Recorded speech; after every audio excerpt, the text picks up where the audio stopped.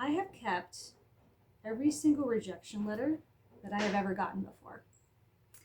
And the reason why I did this was because I literally thought that I might get the Guinness World Book of Record for the most rejections ever. I had that many. I had so many that I even started this rejection letter recovery program, and I shared it with other authors because I took it really hard, and I knew other people did too when they get rejection letters. So I came up with this idea. It was back in the early 2000s that I was going to get into the publishing world through the back door as an illustrator and a cover designer. And so I submitted my portfolio to publishers, and I started working with them, doing artwork. And I thought, you know what, once they see how cool I am, they're going to want to publish my book. However, I learned something when I started working with publishers about why they actually reject.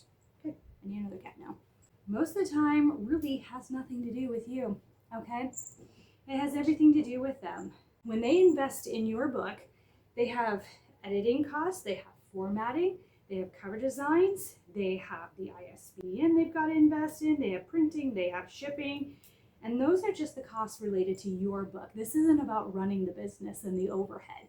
Okay, that's just your book. They're going to break even. Let's say your book, let's say paperback, let's go high here. If you're lucky, the publisher might get $5 to $8 per book. That means that they need to sell like 1,000 to 2,000 books just to break even on your book. Self-published, if they do really well, might sell 250 to 500 books. Keep your whiskers out. Most authors sell only 100 books of a single title. So if you've sold more than 100 books, that's great. You're doing great, okay? And that's just the entire lifetime of the book. That's not like the first week or the first 2 weeks. Now, a traditionally published author might sell, let's say, 2,000 to 5,000 copies a book with the marketing and the distribution power that the big publishers have, okay? Now, even with that, of course, there's going to be extra printing costs and things like that. And the more books you print, the higher the risk because you got to sell them all to make your money back, but also the higher the return because it's usually cheaper to print per book.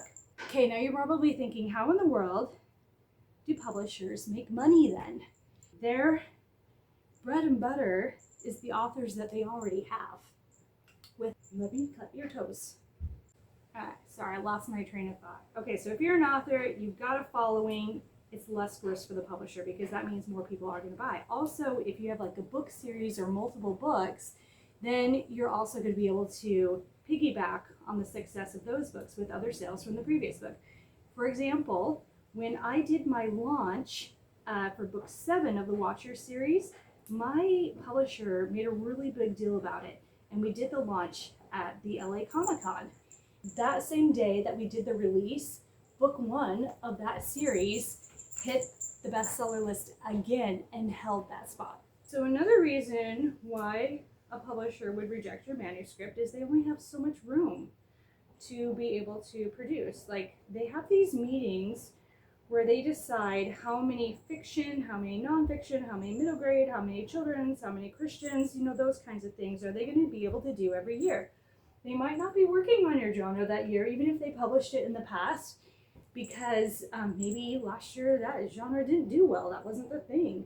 And so they're not doing it. So there's this other thing in the publishing world called first right of refusal.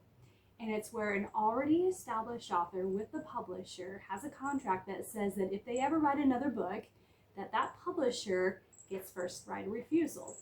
And if the publisher does not accept that author's manuscript, then the author is free to shop around their book to the competitor.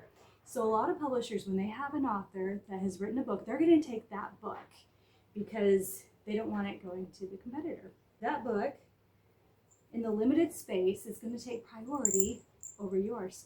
Okay, so you might be thinking, but Deirdre, I'm not trying to get a publisher, I'm trying to get an agent. So why are the agents rejecting me? Okay, I can't speak for all of them, and without saying names, I'll tell you a couple of reasons why. So one of the agents that I knew, he fell down a flight of bleachers at his son's ball game. So everybody just before that and just after that got rejected, okay? Another one, her contact with the publisher she had a falling out with. So they were no longer a viable contact for everybody in that specific genre that they were using that for. So another one, whoo, bless you. Another one had taken on way too many books, okay?